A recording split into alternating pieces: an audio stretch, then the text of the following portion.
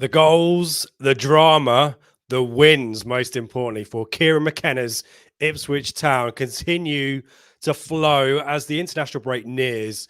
Town have an 8-point gap to third, an 11-point gap to 7. Will somebody pinch me, please? This is the Blue Monday podcast.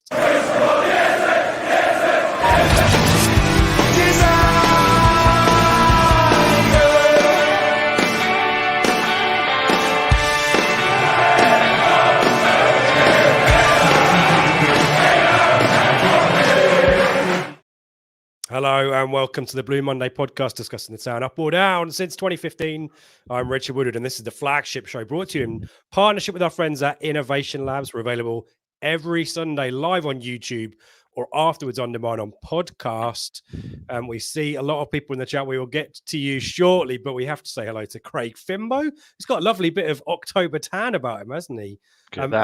Dave Diamond, who's he's wafting himself. Did you have a bit of a heavy night last night, Dave? Hot. No, I just had a roast dinner literally about 10 minutes ago. I finised it, and I'm steaming. But yeah, mate. It was a warm one last night as well, wasn't it? But we'll get onto that. We'll get onto that in a second. Let's say hello. There's a lot of folk in the chat, so we'll say hi to as many as you can. Darren, again, what an incredible fight. We don't relax for a minute. Steve Itcheka, 26. Evening to Lee, evening to Mark. Good day to Michael in Brisbane. MW is here. Thunderstruck. And thank you for last night. Yeah, Chambo was class personified. Such an entertaining evening. Already looking forward to the next one. Oh, yeah, I'll get planning on that straight away. But yeah, we'll talk to that in a second. Gary was there as well. Great to have you with us as well. Kirk, crazy and great times. Norman this year just keeps getting better and better. Evening to Paul, looking forward to a break from the football when my grandson read out our fixtures for December. All anxious again now. Evening to Jules, evening to Colin, Rob. Goodness me, Eric is in Munich. Ashley's here. Paul, Tony, great evening last night. Nearly won a prize, did Tony.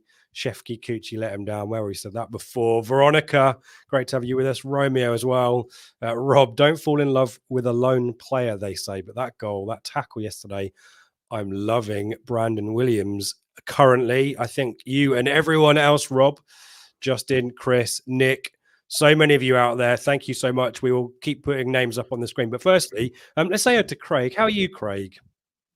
I'm very well, thank you, Richard. Yes, as you say, enjoying a bit of sunshine. I took Sean's advice yesterday and went in my shorts. You know, he's been telling me off for not wearing my shorts to football at Huddersfield, and it was about 11 degrees and hammering down with rain. But I think everyone's allowed to wear them yesterday and today. It's been glorious, isn't it? And this week, beautiful, isn't it? Yes. And Dave, we've mentioned it. Let's talk about it now. I'll keep putting comments up from folks. So do say hello. We'll get to as many of them as we can. And kind of this is like a caveat. We know we've talked about the live event for a long time. That's just sales and all that kind of stuff, folks. So this will be the last time we talk about it, at least in any kind of concentrated manner. So bear with us a little bit more. But Dave, fantastic, wasn't it? Great to see so many people have, a few beers and a natter with everyone. It was great to be in BT's for a while as well and kind of try and make sense of the match. But I think the overriding headline was we kind of expected it, but what a guy Luke Chambers is. Absolute legend and solid. A real classy gentleman as well, wasn't he? Absolute solid gold, wasn't he? And we thought he would be, hoped he would be. We knew he would be, and he was absolutely brilliant on the night.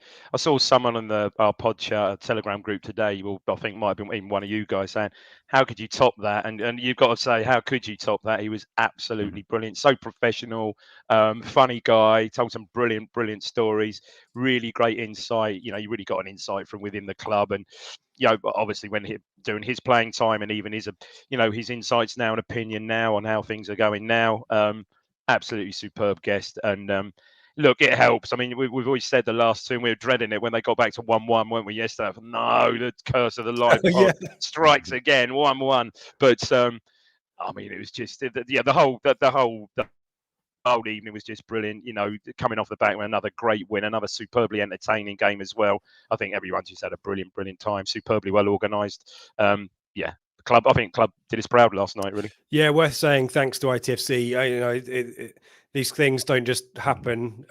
There's a lot of organisation, obviously, that goes into it, and a lot of people needed to kind of give us the kind of green light to do it as well. So thank you to everyone at ITFC, particularly Casper in the events team. If you want to do an event at the Sir Bobby Robson Suite or Portman Road, give Casper a shout. Alfie was our kind of host on the night as well, and lots of stuff behind the bar. Security hung around for us as well. Theo at ITFC always sorts us out as well and looks after us as well. So thank you to those folk. And Paul Westlake, who I don't know if he's on the chat tonight, but took some really great photos. We'll try and share some of those. I think it's been shared in the Telegram group, but we'll try and share that out. And I've got a couple actually for those of you watching on. Apologies for those on the podcast, but look at that. There he is. I mean, two very handsome men there, isn't it? Really. And then the obligatory group photo. I don't know why I'm crouching down. I look really short there, don't I? And you can see Ben's trousers as well, which obviously went down particularly well too. I think Luke Chambers took a shine to Ben's trousers secretly. I think we all did, didn't we? I think we did. I think he's going to include them, something similar in his next collection, I think. Maybe so. Yeah, we was talking about his new ventures, wasn't he? Yeah. Two things. Unfortunately, we aren't able to share the audio. We might be able to do some bits and pieces, but we just didn't have the ability, the logistics to do it. But two bits that I wanted to mention, Dave. There was two questions that I thought were really pertinent. One is from GB's better half, Rowena, who asked about whether he regretted not having a last game in front of the ITFC faithful before he left. And, that was quite a poignant kind of discussion there. And obviously he's quite pragmatic about it and knows that football doesn't always have fairy tales, but similarly the ovation and the love that he got from that room last night, I'm sure would have been echoed many times over, but in Portman Road if he'd been able to play. The other one, and it's good job Craig wasn't there, because he might have stormed the stage. Someone asked Luke Chambers, Craig, how do you stop this Ipswich Town juggernaut, this attacking juggernaut? And Craig, and he rightly pointed out, Craig, that just over a year ago, him and his Colchester United colleagues managed to do that. They beat us in the Carling Cup, courtesy of an assist from. I can't remember how the goal transpired, Dave. Who was that guy again? I just can't remember. But yeah, it was quite a fun moment when he's going, and we're actually, this next week, I know we've got a bit of a break. We kind of tweeted about this. We're coming up to the 1 year anniversary since the last time we failed to score at home. It's just nuts. But yeah, great stuff, wasn't it, Dave? And superb, absolutely superb. Just couldn't have gone any better. Perfect night, perfect evening. So thank you everyone who made it, and thank you for your patience for everyone who wasn't able to make it or didn't want to go and has had to listen to it. We will move on. I'm also going to move on very quickly on this one. ITFC women unfortunately defeated at Oxford, not a place that they've got a particularly good record. In fact, the men don't have a particularly good record in Oxford either. I'm not sure we've won in the league there, have we? Either men or women. And I think so. Blue Monday, as sponsored by friends of Blue Monday, Lucy O'Brien, her first start of the season, won the penalty that Town equalised from, but former Blue Zoe Barrett netted late on to give Oxford all 3 points. I think #lost, and someone I'm sure will correct me if I've got that wrong today. So we shall see how that transpires in the league, and then the fixtures get a bit bitty now, but disappointment, and Joe Sheehan didn't sound particularly happy after the game as well. But move on, there's lots more points to play for, and fingers crossed they bounce back. One more bit of housekeeping as well, and this was the fortunate nature of being in BT's after the game yesterday, as we bumped into Liz Edwards from ITFC Historical Society. They've got they're doing a kind of a memory gathering thing. There's an event at the Dove actually on Tuesday where folk can bring an item from Ipswich Town history that means a lot to them, and kind of give a 1 to 2 minute kind of explanation as to what it's about. And I think a lot of people are trying to do it, trying to kind of build some nostalgia, and particularly for people who've followed the club for quite a while, and they're really keen to get people's items or images and to tell their story. And you can do that at the Dove between 4 and 8 p.m. on Tuesday. You don't have to be there for the full 4 hours, but obviously it's going to be quite an interesting thing. And if you want to bring something along, then please do. If you want us to help you with recording a story, if you can't do that and want to do it virtually or something like that, give us a shout and we'll hook you up. But yeah, it looks like a really interesting thing. So maybe head to the Dove if you've got some spare time on Tuesday and see what's going on there. It's delivered by their partners at Suffolk Art Link, and it's about creating memory boxes. Talking about creating memories and memory boxes, gentlemen, let's get on to Preston. where to start here? I mean, let's start with the facts, shall we? And let's talk about the lineup. Craig, back to full strength. Were you surprised by that, given the impressive performances from the likes of Harness and Edmondson on Tuesday night, or was this always in the plan for you? It was quite interesting. Excuse me. I don't think there were any real shocks. The Burgess Edmondson thing's quite an interesting little side note, I suppose, in terms of the reasons why Edmondson was brought in and then the reasons why Burgess was then brought back. And as expected, they then dropped out of the squad completely because we've got some utility players on there and we would like to overload our bench with the attackers, as was proven later on in the game and pretty much all the games. So no, not particularly. Broadhead's back and fit again, so he comes straight back in, and then you've got some dynamism and a fair bit of pace to come on from the bench when you start replacing that front four, haven't you? Yeah, it's interesting that Edmondson is not needed in the entire match day squad, isn't it? And this, McKenna was asked about it, wasn't he? I think it was on Tuesday or maybe the pre-match, that we just don't. We want to have as many attacking options on the bench as we can, and that kind of tells a story, doesn't it, Craig? Yeah, that's right. And you got, let's say, Don Ball's there, and he can cover 2 or 3 of those back 4 positions, can't he? So yeah, he's there for that reason, I think, alone. And it just frees you up to be able to, like we do, just refresh everything 65, 70 minutes into the game to just go again. Love that. Yeah. Dave, your thoughts on Preston going into this? Obviously, third placed at that point, and still are actually after the fact. We spoke about this pre-match in the pub, didn't we? That on the back of 2, we're going really well up until obviously got the thumping at home by West Brom, 4-0 last weekend, and then 3-0. All right, away at Leicester. So we were sort of humming and hawing whether it was a good time to play them or not, sort of thing. When perhaps their confidence is low, or obviously perhaps that they're going to try and play a much sort of tighter game and not give not give too many goals away.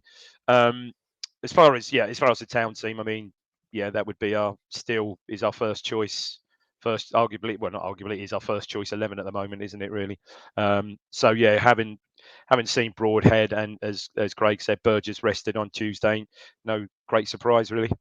Yeah, and well, focusing on Preston just briefly, no wins in 3 prior to Saturday, including 2 losses earlier in the week in which they'd conceded 7 goals.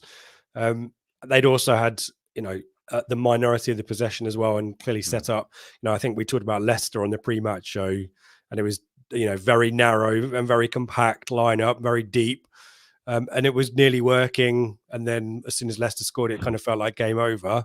But 4 changes, I'm not sure whether they actually worked because they were undone almost at half time. But Craig, we've seen it before, haven't we, where teams have a bit of a spanking during the week, particularly Preston, that was their first time they tasted defeat all season. They've been flying prior to that.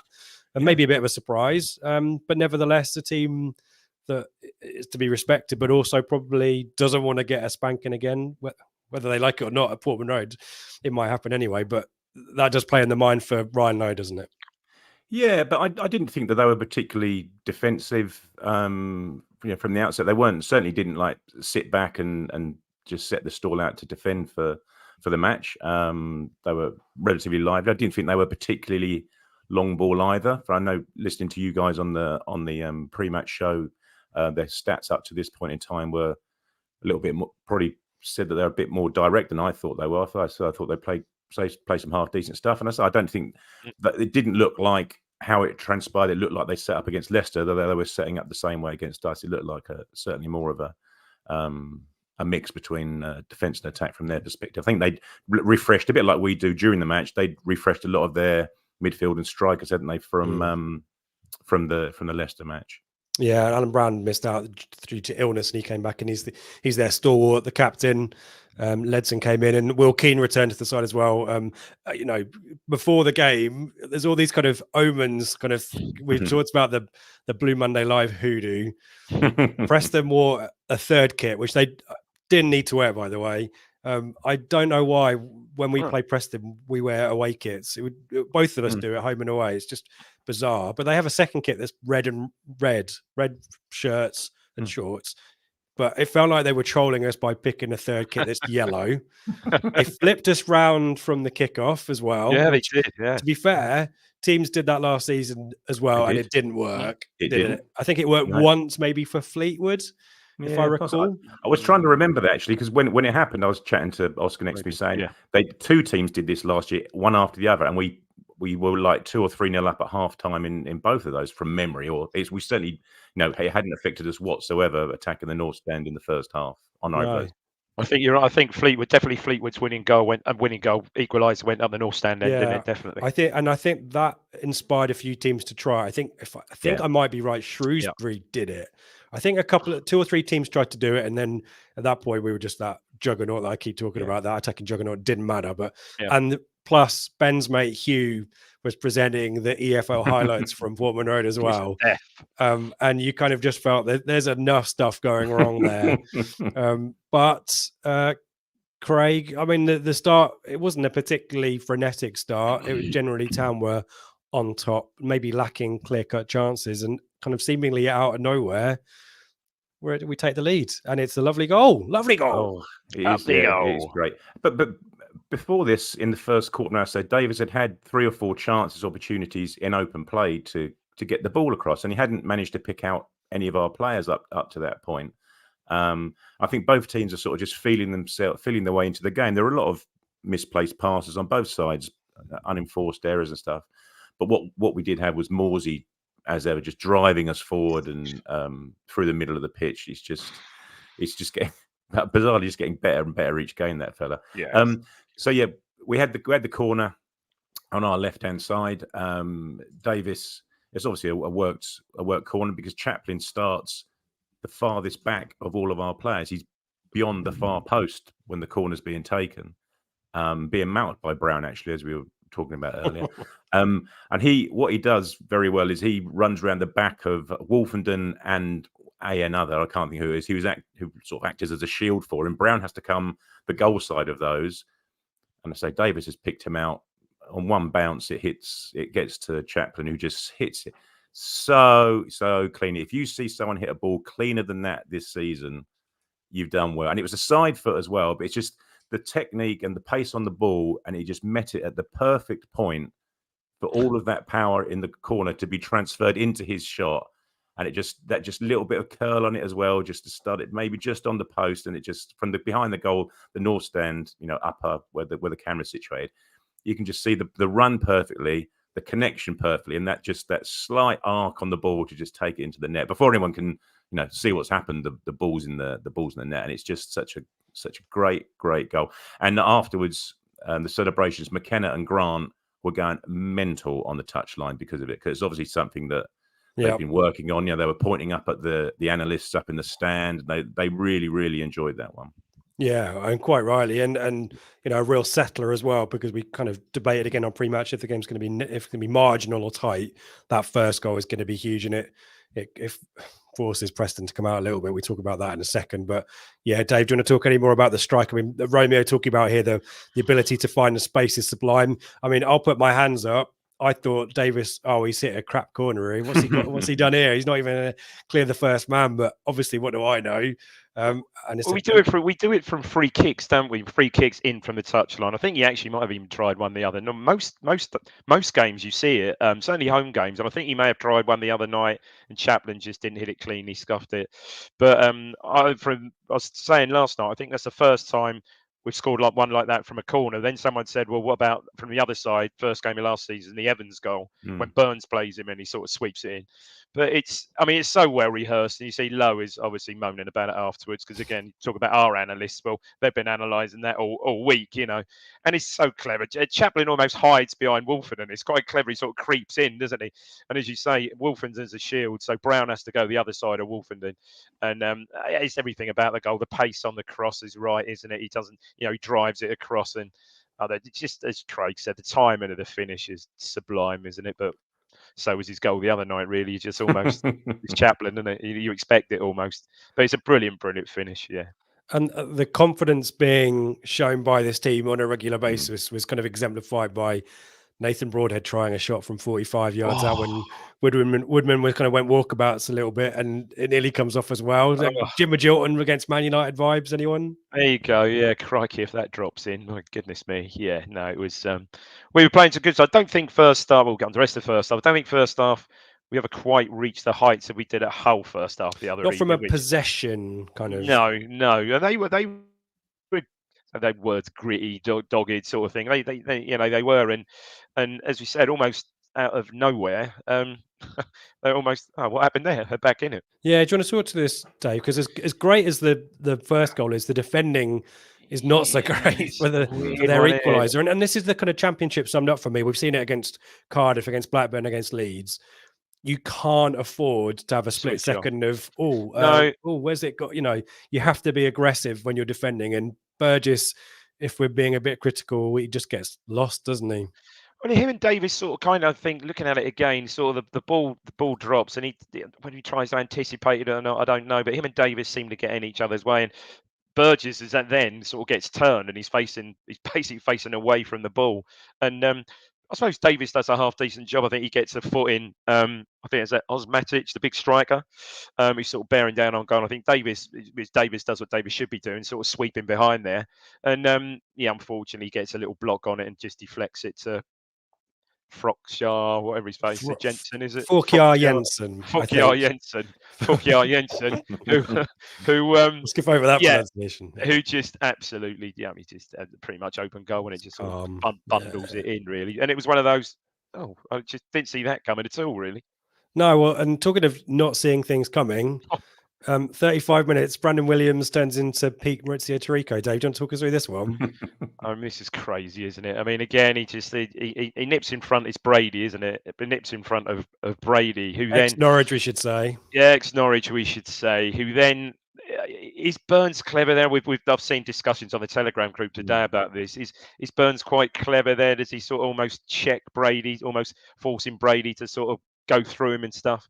But anyway, the ref for once gets it right. Waves play on. And it is just like a bit of a parting of the waves. Well, not even a parting of the waves. He just runs in a straight line and keeps going, doesn't it? You know, pace. And what a finish. You know, he somehow gets to the sort of apex of the 18-yard box on an angle. Apex. And you see it. Great word. And he sort of finishes it. He's a controlled finish, isn't he? You can see he's actually aiming for that corner to sort of slot it across the keeper.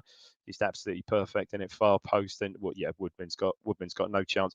Probably from a defensive point of view, you'd be disappointed with that one. How far did he carry that? 50 yards, something like that. But keeper's not saving it, though, is he? No, keeper's not. We're so well placed in off the post. Isn't it? I mean, what a game he had, but what a goal! Goodness me, yeah. You think, crikey, anything can happen.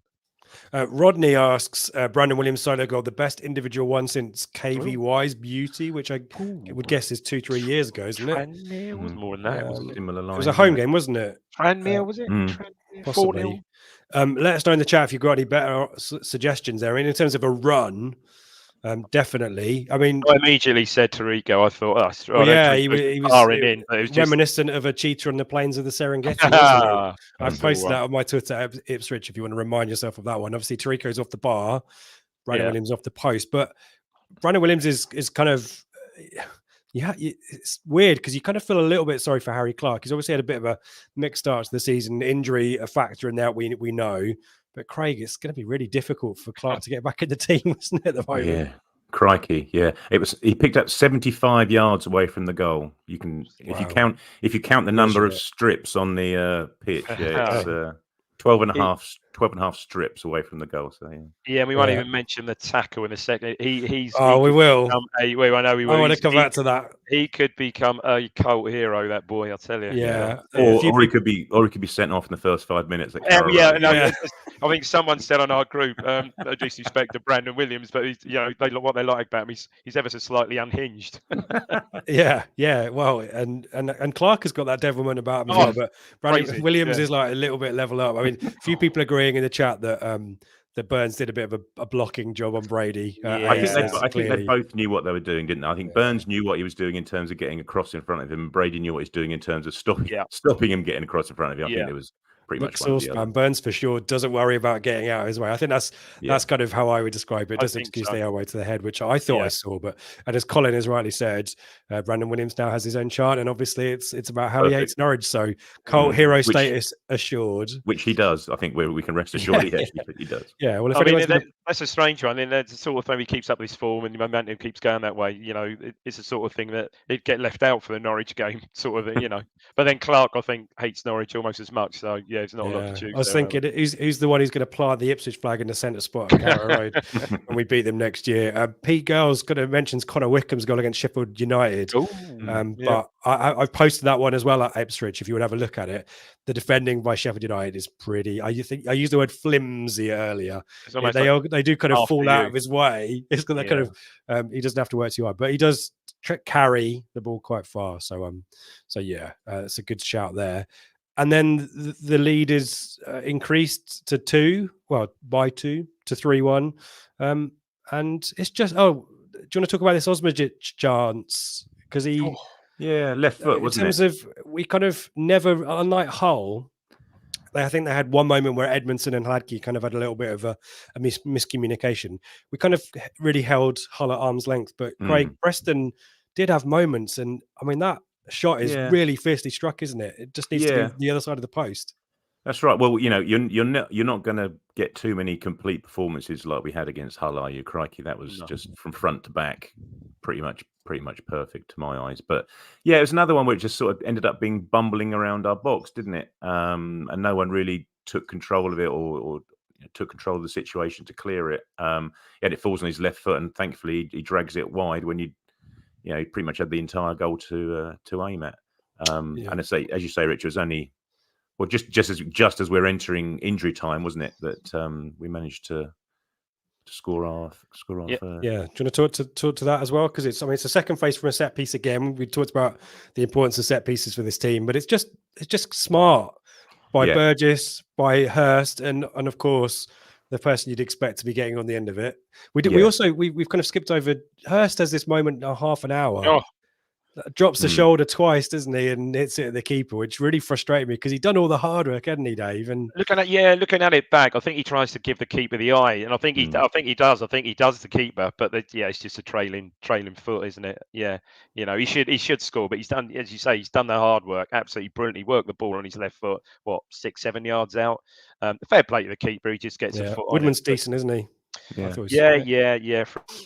Freddie Woodman, it's a decent keeper, but he can't do much about the third, Craig. Sorry to go back to it, and perfect timing as well, is it? But as you said, Rich, it's just smart play, isn't it? Because Davis puts a deep ball back into the box, and as you said about the free kick, Burgess is still up there for it, and he smartly heads the ball back right across the goal. And I thought Hurst did very well here because he's running out of space on the other side of the goal, but he's well within his rights to try and squeeze that in himself, but he's got, I think it's Lindsay and Woodman who are obviously just close. The angle's getting narrower and narrower, and they're going to be on that post. And he does so well to know that there's going to be someone there to knock it back, unselfishly knock it back across the goal for Broadhead to tap it in from about a foot out. And then, as you say, it's perfect timing. But even then, we still had about another 3 or 4 shots. It was 5 minutes of added time, wasn't there? In the injury time, yeah, that's right. I think we started off a little bit up and down, but I think once it got to about 32, 33 minutes, we were pretty much camped into Preston's half at least. They couldn't really get out, and it was more akin to the whole game. We just got wave and wave after attack for a little while. Yeah, I think you're right. I mean, half time came at a silly bit. I know there's 5 minutes, but another 5 minutes on from there, I think we'd have scored again, and that really would 4-1 half time. But you're right. Great, good save. That was a good save. Yeah. But Hurst just showed great, as Craig said, just showed great presence of mind, really, just to knock that back across. Because again, Craig said he's only a yard or so out. All right, the angle's narrowing, but he's got every right to probably have a go, and he probably heads that in the side net, and probably so. Great goal. Yeah, and big credit to Hurst as well. He's figured out well, and we know really McKenna's plan is, he's a creator as much as he is a goal scorer in this team, and Broadhead's job is to get beyond him sometimes. And I know he's crossing it back, but that's kind of the deal, isn't it? And the head might have dropped from that miss, but no, he's working hard. And I thought both teams were kind of out on their feet when the whistle goes for halftime, because we'd just been wave of a wave after of attacks, as you said, Craig. But Preston looked utterly shell-shocked and knackered because we were just passing around them and relentlessly attacking. So halftime came probably at a really good time for them. They regroup, triple sub, and it's a very different start to the second half. I need to chuck in before I forget, Mr. Portaloo. I wonder if he owns said brand. He's given us George Hurst at Barnsley for a solo goal, which pretty good shout. But yeah, these triple change. I assume Brown wasn't fully fit, maybe, and was rushed back in. He was one of the players who comes back on. Dwayne Holmes, who'd missed a couple of good chances at Leicester, he'd been in good positions to miss chances, but he comes on. Liam Miller comes on as well, I think. Had a little bit of naughtiness about him. I thought they were a bit grotty at times, Preston. They tried to make it a bit of a scrap, didn't they? Yeah. But to be fair, Dave, I think there's a little bit of a flurry from us. I've got the attacking momentum graph. I'm going to save that to the end. But Preston started the half really well. And to be honest, if I'm Ryan Lowe, I'm saying, well, Blackburn have pegged them back from 3-1 and Cardiff have done similar as well. So this game's not over. And they went for it, didn't they? I mean, I think credit to them. Yeah, credit to them. He tactically changed. I think tactically, Sean pointed out at the last night that when I think the big lad Watmore went off and they changed tactically midway through the first half anyway. But yeah, second half we came out and we were really. Yeah, you say they were fairly dominant with the ball, dominant with possession. I thought we were quite flat, weren't we? And yeah, the goal is no really great surprise that when the goal came, really, was it? Because they, for those spot, I think it came in the 52nd minute, something like that. But yeah, that had a lot of the ball. Yeah, that probably had a real sort of 2 or 3 really long spells of possession already in the second half. And yeah, when the goal came, when their second goal came, it's a horrible goal, really scruffy goal, isn't it? But fair play to them. I think it's a long ball in. I believe Burgess wins the first header quite well, but usually in that situation, we've got someone on the edge of the box who'll just either get control of it or just help it on.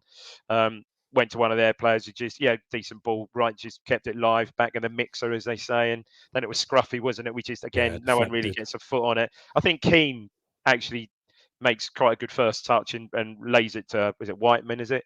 And and again, I think that deflect seemingly off Wolfenden's foot and off the post as well. So yeah, it was a scruffy old goal, wasn't it? Yeah, there's plenty. McKenna, his post-match talks about some tired defending, and we need to remember it's a 3-game week. It just does feel like the 2 goals yesterday on Saturday for Preston just needs someone just to do what Russell Osman talked about in our last live event and just launch it. There was a lot of people trying to, maybe it's not fair to say overplaying, but obviously we like to start transitions quickly by playing out through the back. And I do wonder sometimes when the ball is kind of bouncing around, we don't necessarily like to hoof it. And maybe every now and then it's in our interest to do that. The other thing I thought was Davis doesn't need to give away the free kick on the left-hand side as well. It's a bit of a soft one to concede. It's a second phase for a free kick.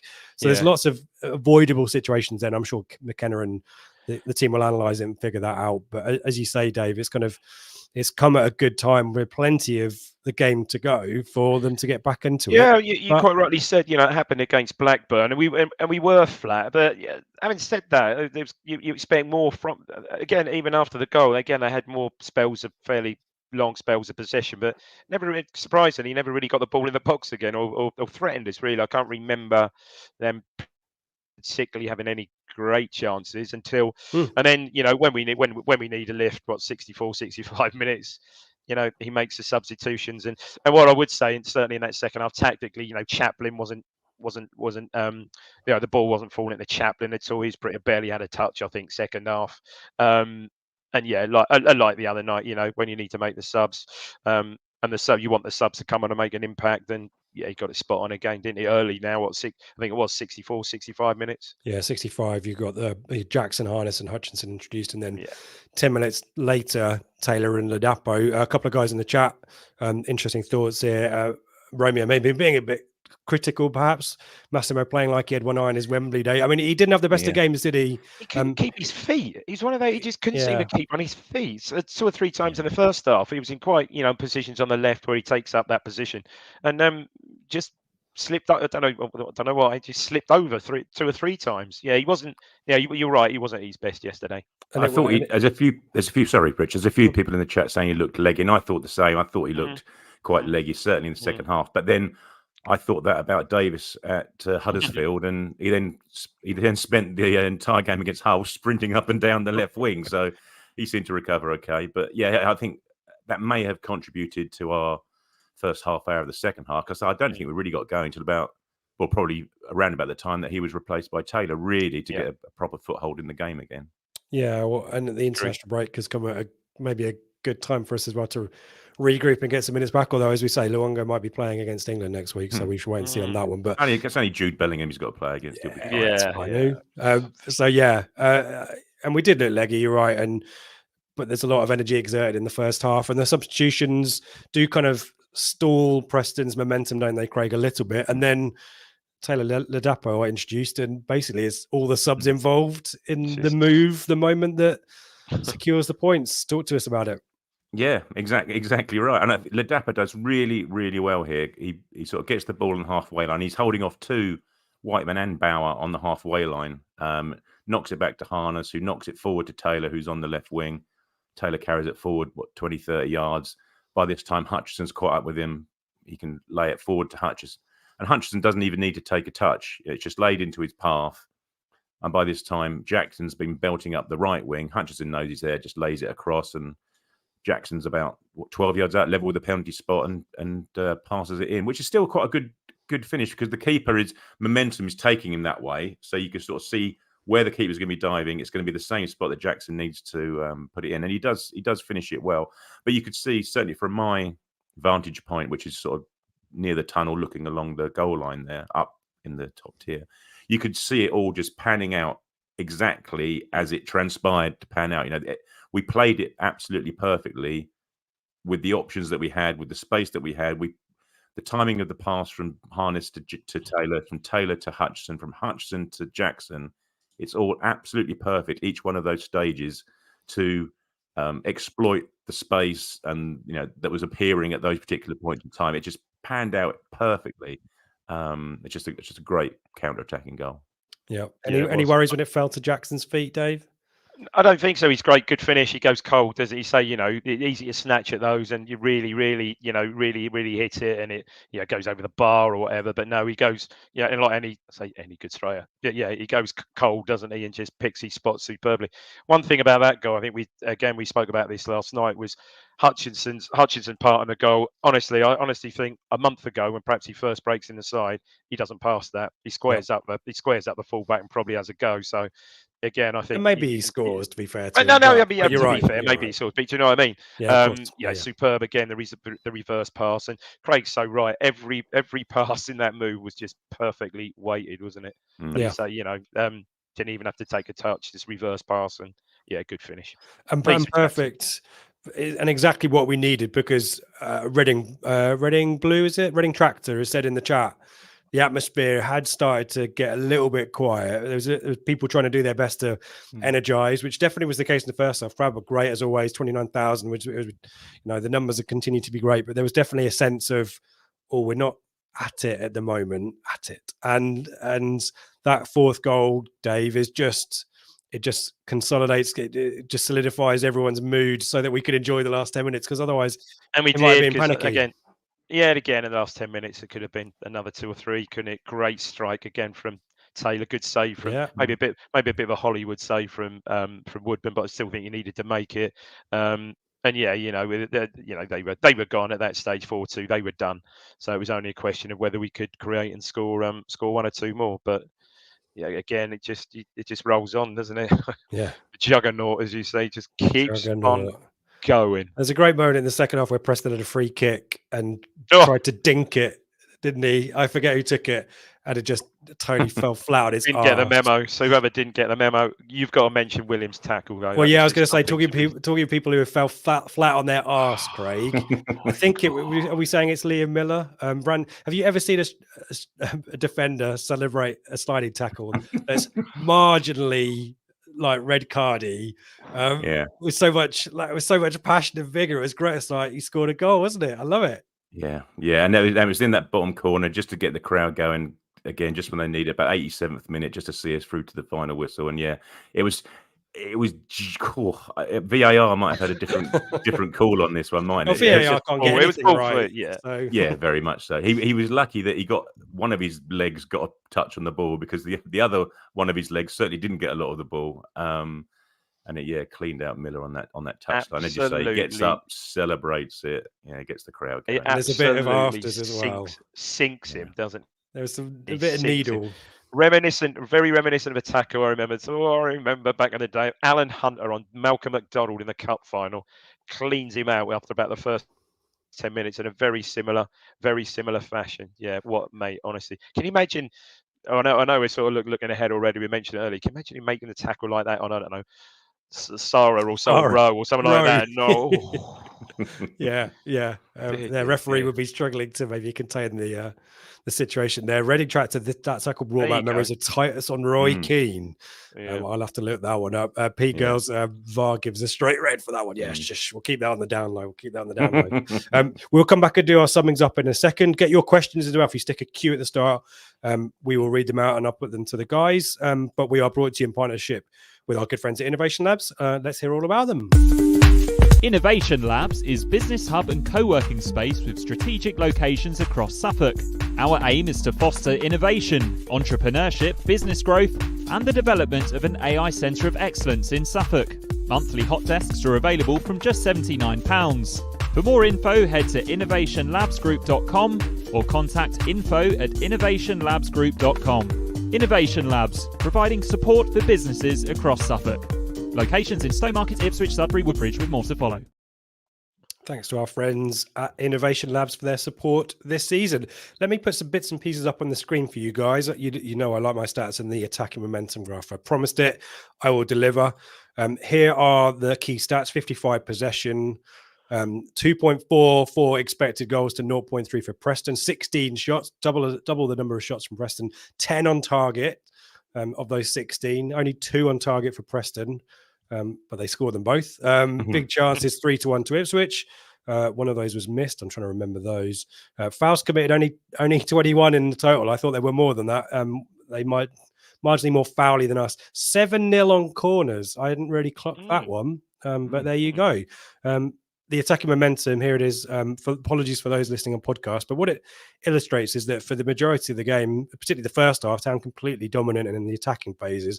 There's a big kind of chunk at the start of the second half for Preston, and that aside, there's maybe a little bit of a chunk towards right at the end when Town are 4-2 up. But Craig, does those stats, the attacking momentum, tell the story of the game for you? It felt a little bit closer maybe than Hull. Yeah, I think the first half probably does. Once we'd worked our way into the game, as I say, that last 20 minutes or so of the first half was pretty much one-way traffic. But then again, in the second half, I thought Preston were, as Dave was saying, Preston were on top for the first 20, 25 minutes of the second half. But as I said earlier, you're not going to get a performance as well-rounded as Hull's again. Hopefully we will, but it's not something that happens all the time.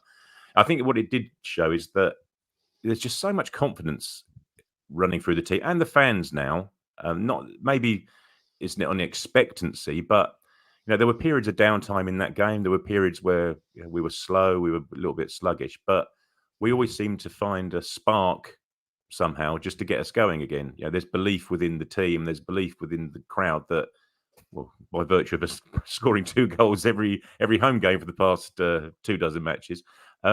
There's a real belief in the club as a whole that we're going to get through this. And I say it just goes to show that in the last week, you've gone away to Huddersfield and dug out a good result, I think, to my eyes, in what were real grotty conditions against the odds, against the crowd, against the conditions and the situation that Darren Moore, etc.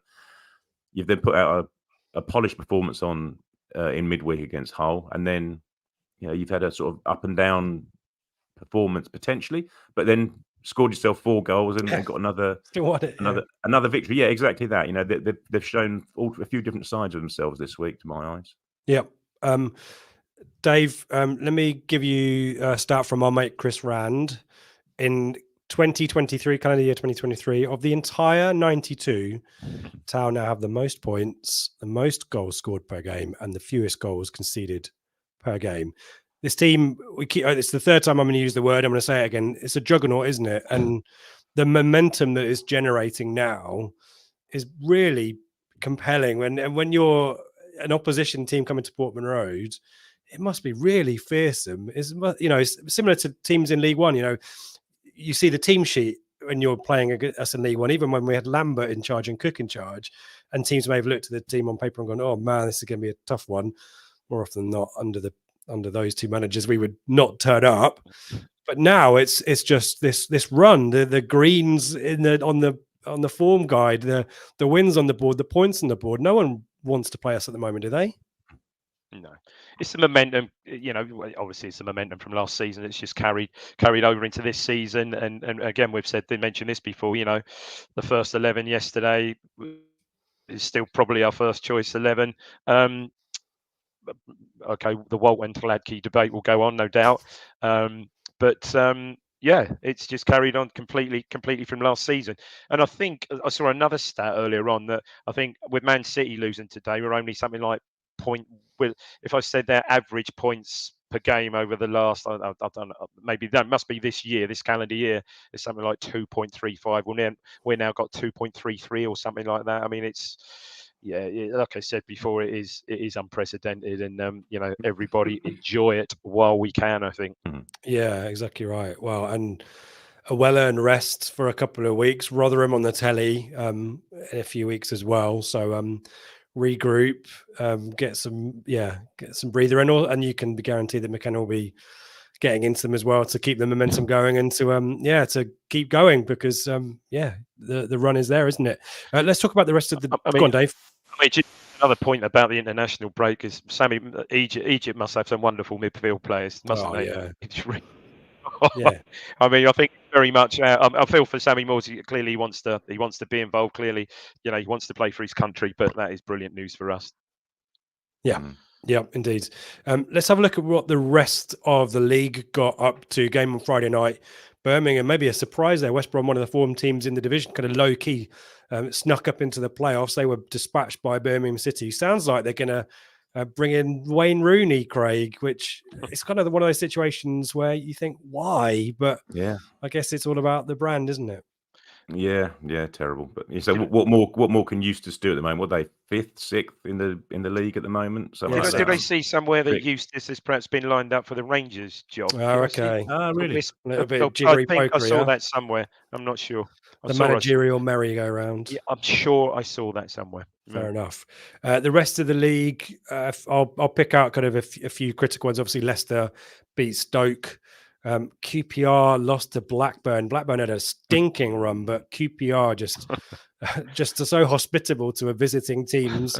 The derby of Darren Moore ended 0-0 at Sheffield Wednesday. Neil Thompson got an early point on the board as he takes caretaker charge. Any other bits and pieces you want to mention there, guys? Anyone want to talk about Norwich's last-minute own goal? I did the quick on the Sunderland-Middlesbrough game.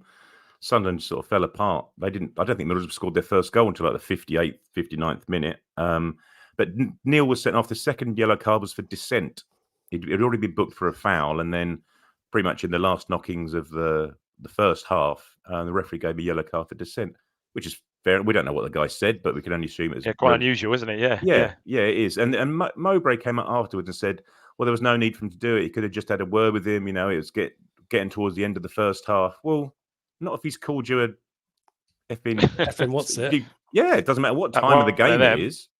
And Dan Neil walks off like bemused and shaking his head. Well, if you hadn't said anything to him, mate, you'd still be playing the match. Yeah, that's right. Absolutely. No problem with it. Any other bits of Craig or Dave?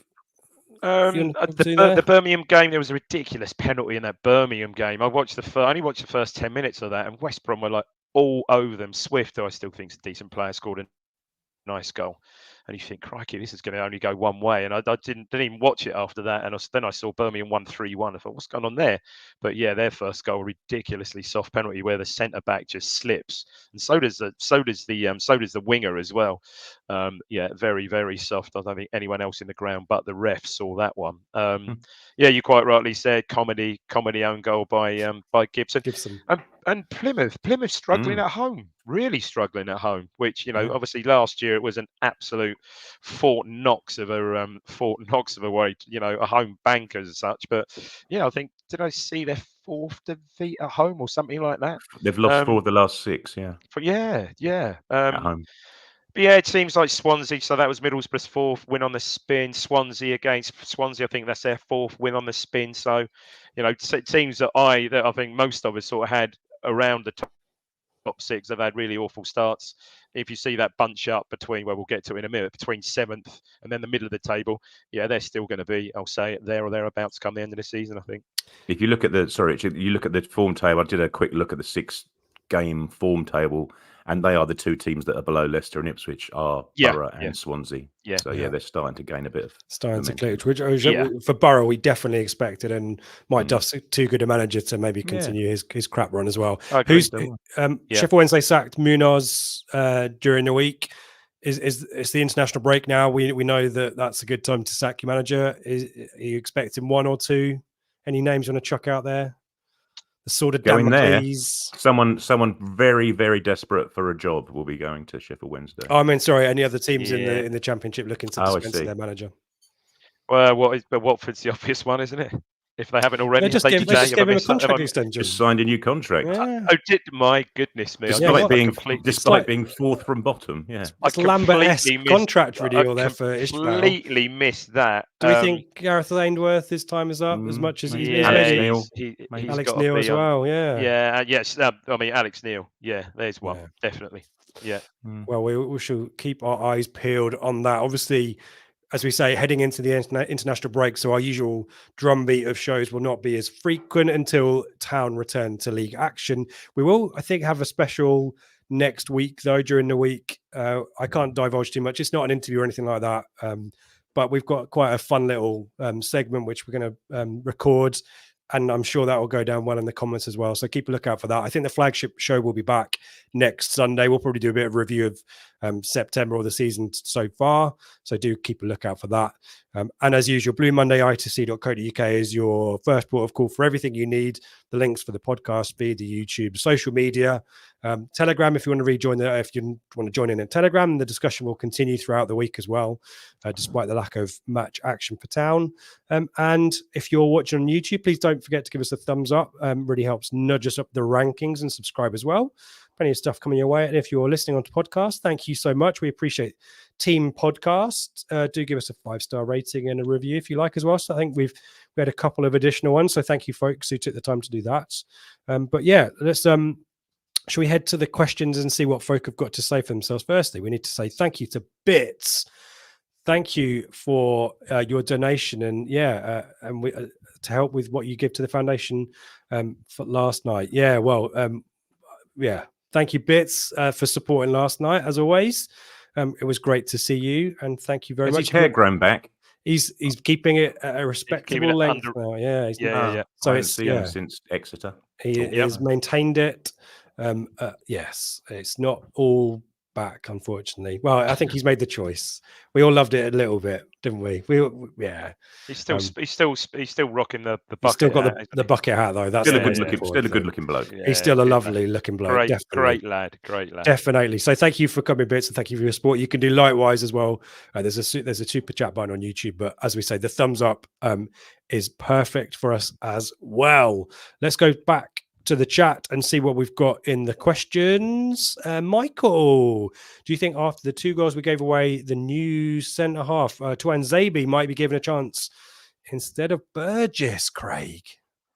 Interesting. Yeah, interesting point there, Michael. And funny enough, I was listening to Suffolk on the way driving back yesterday, and one of the questions into that was where would Mick Mills look to strengthen if he had to in January. And he mentioned centre half, but I think he'd forgotten that Tuanzebe had already signed, understandably, because we haven't really seen hide nor hair of him since he did sign. But that was the one area actually he thought might need a bit of strengthening. I do wonder because, as we've seen in the last week, McKenna's not slow to make a change if deemed necessary for whatever reason. So yeah, you would have thought of all the positions in the team, maybe it's a bit harsh on Burgess, but as we found out in January last year, we're always looking to better the team and better the starting 11. And you would have thought that Tuanzebe is an upgrade on both Wolfenden and Burgess at the moment. So yeah, once he's Edmondson, up to speed, though, does he get a chance? I was going to say Edmondson. I thought he did fantastically well the other night, just to come in out of the really out of the cold as he did for that game, and then he looked quick as well, didn't he? I thought. He did look good, although I must say, we did know, as you said earlier, he was left out of the squad yesterday. When I saw him walking off at the end, he did look like he was kind of limping slightly. Well, that might be his natural gait. I don't know. But yeah, he looked like he could have. He looked like he might have been. But yeah, and an interesting one. Certainly, I think I'm looking forward to seeing a fit Tuanzebe maybe against Fulham, Rich. Who knows? Yep. Neil, should we restrict our potential recruitment of central midfielders to the current Egypt squad? Because they must have some world beaters if Morsey can't we get said that. good question, Neil. Yeah. We'll maybe we need to be looking overseas. Again, yesterday, Morsey again, every week in, week out. 8 out of 10, 9 out of 10. All right, Williams got the man of the match, but again, we were talking last night. You could give it to Morsey every single week. Every single week you could. The levels that guy is playing at is off the charts. I still can't. But I understand. Sorry, Rich. I still don't understand how no other Championship club thought that he was worth a punt when leaving Middlesbrough. Just absolutely bizarre to go and join a team which was mid-League One at the time. Just bizarre. 2 years ago. Maybe I suppose if you look at it, the team revolves around him, though, doesn't it? And maybe just other managers haven't given him that responsibility now because he's just a magnificent player. And so, we were at Huddersfield, Craig. We I think you and I both said perhaps last Sunday that massive miss in the middle there last Saturday. I think he plays last Saturday. Honestly, I think we win, no doubt. Colin, do we get the Cobbold stand down quicker? So many fans not getting tickets. It's unlikely to happen. Probably is it? Foreseeable, is it? There's the kind of policy around ticket resale and all that kind of stuff. I guess I think probably there's budgets that is probably the bigger, and logistics is probably the bigger challenge there. And we'll wait and see where we are come the end of the season. But I think probably the plea.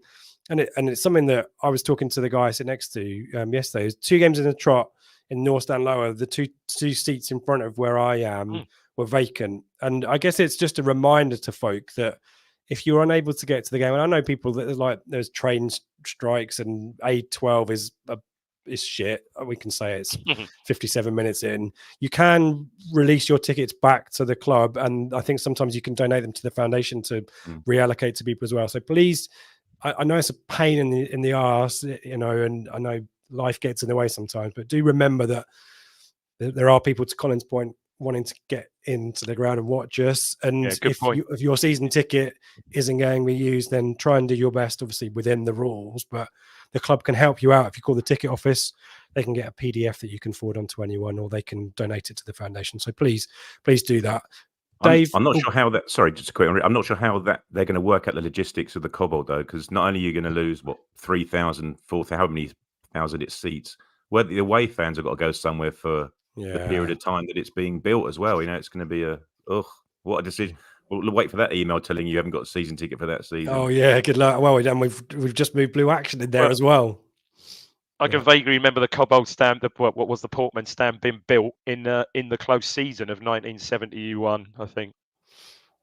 Well, yeah, it's long. Although, it is weird. It's sort of the ends. It was much narrower then, though. I think they built the ends out.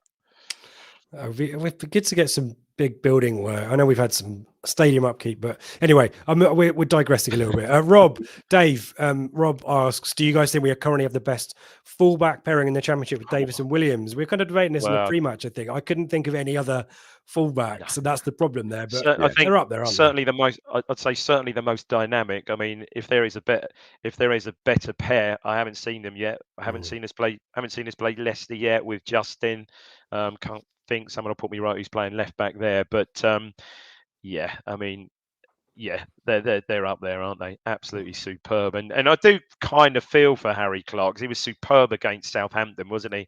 Then against Blackburn, he gets his goal, and you think, oh, here we go, he's absolutely off and running. But yeah, struggled a bit as some did first half against Huddersfield. Williams comes in and just literally takes. I mean, 2 goals in 2 games in a week from your right back. I mean, it's nuts, isn't it? Yep. Yeah, I look for, if there is a better pair, I look forward to seeing, or perhaps I don't look forward to seeing. No. But yeah. Well, and to that point, a question from Norman, Greg. I know I'm being critical. Concerned by the amount of goals we're conceding. Is it our gung-ho style, or do we need to upgrade defence? Leicester are not conceding like us. No, they're not. And as Dave was saying earlier, that the goals that we did concede, they were just horrible, scrappy, scruffy goals, aren't they? And you would hope that someone like Burgess, for example, could deal with that part of it. You know, that's being predominantly his career in League One. That's the part that he can do, the head it, kick it part. But then, interesting, as Dave was saying, is there just a little bit maybe of brain fog about, oh, we've still got to be playing it out here rather than slinging it over the top of what's soon to be a knockdown Portman stand, Cobbold stand. So yeah, potentially. But again, someone that may have been Mick Mills again. Forgive me if it wasn't, but saying our away performances compared to our home performances, that away from home it's keep it tight, 1-0 if you can get it and disappear off back down the A1 with it in your back pocket. At home, we are going to score a few goals here, so you can either come along for the ride with us and try and score against us, or we'll take you to the cleaners. So I'm not concerned about it at all at the moment. But then, if Leicester put 3 or 4 passes, I might be. I think I saw a comment post-match from McKenna on his post-match comments in his post-match interview when he said midway through last season, he said to players, "Look, I want Portman Road to be the place for entertainment, for football entertainment in England." Well, 28 goals. 28 is 28 goals in the last 5 home league games. Absurd. It's just remarkable, isn't it? And Leeds apart, fortunately, we've come out on the we've come out on the right side of all of them. Yeah, I haven't seen the like of what I've seen recently. It's incredible, really. Yep. Dave, quickly on this one, Baron asks, assuming we're still up there in January, where would you look to strengthen squad depth, starting 11? Both, obviously, we spoke to Luke Chambers about 14, 15 last night. And you've got to, haven't you? You've got to strengthen from a position of strength. Yeah, you have, and I think we said, not only that, but if we're still there, top 2, or certainly, or hopefully top 2 come January, you're going to attract perhaps a better. No disrespect to the loanies, we've got a fantastic Williams and Hutchinson, goodness me, but yeah, you're gonna attract a certain class of loanee as well, aren't you? And look, second in the promotion spots for. To the Premier, you are gonna be able to attract players. Yeah, interesting to see what happens with Scarlett between now and then, because he needs. I don't really see where he's going to get a chance at the moment. No, that's right. No, that's a good point. Reading Tractor, Craig mentions a friendly. Do we have a behind the closed doors thing lined up that I'm unaware of? He asked whether Scarlett and Twanzebe will be starting. I mean, apart from that, it's Fulham in the League Cup, and we know that Scarlett's cup tied for that. But I guess we're speculating. But talk about Scarlett, because obviously he's been introduced from the bench, hasn't he, in the last few matches? Hasn't necessarily made an impact, and it's hard, isn't it, when you're being brought on to try and make that contribution. What would your plan be to get the best out of him and to give him the opportunities to thrive? Because it's difficult. Yeah, it is difficult, and especially, as you say, Rich, because he's cup tied in the bloody League Cup as well. 45 minutes for Tottenham, whatever he'd come on in the second half in their first round match or second round match. He seems to have scuppered that part as well. He's just not going to get any games. I wouldn't be surprised if there is something arranged, because it's two weeks off, and we won't be the only club in that position who also want to get players up to speed, etc. I wouldn't think so. Yeah, there's a strong possibility. I thought there'll be something arranged for the fringe players. Tuanzebe, I'm looking forward to seeing play wherever he happens to come in. But yeah, Scarlett, I think that's an important one because, as we were saying earlier about Hurst, he's doing spectacularly well. He's doing his job, etc. But you would think that if you can, you'd upgrade one of the positions, not saying upgrade on Hurst, but you'd upgrade in the centre forward and the centre midfield. Someone else was saying, and they're the two positions I'd be looking for. But then you can't be obviously overloaded with loan players. So this is pure speculation, but does Scarlett end up going back to go somewhere, drop down the league or go somewhere else? Because we can upgrade. All of a sudden we can find a proper Premier League loanee to really fight with Hurst and Ladapo. I don't know. Yeah, as Tommy mentions, there's FA Cup at some point, but it's January window at that point, isn't it now? But, yeah. Sorry, not November now. I think you mentioned, you touched on it. Shout out for Hurst. The last 3 games he's been great. I thought Craigie was great at Huddersfield. Really, wasn't he? He was up there on his own. Well, he was up there on his own anyway, but didn't really get much support against Huddersfield. And I thought played well. Absolutely excellent, I thought, against Hull. And again yesterday, his hold up play and his first touch, he's really looking the part. Just add a few goals to that, and we've got a proper player there. Yeah, that's it. If you can add those little half chances that come as well, you start putting away half of those half chances. Yeah, the one yesterday. Then his value becomes Ellis Sims level of play. No, absolutely, because he's got a lot of physicality, everything. Great first touch. Gyökeres. Yes, indeed. Gentlemen, thank you for answering your questions. And thank you, everyone in the chat. Really great numbers. Thank you for all the interaction. Really appreciate it. Before we go, I'm just going to put the league table up. Let's just pause and look at the league table there. 28 points. As I mentioned at the top of the show, 8-point gap to third. Look who's in 7th. Let's just end it now, shall we? 11-point gap to them lot as well. It's Greens. There's a grey there for the draw at Huddersfield, but that looks amazing, and long may that continue. Enjoy your week off, folks. We will be back, as we mentioned, with some kind of stuff during the week. Back for the Flagship Show next week on Sunday. We'll tweet all about it so you'll know where to be and what's going to happen.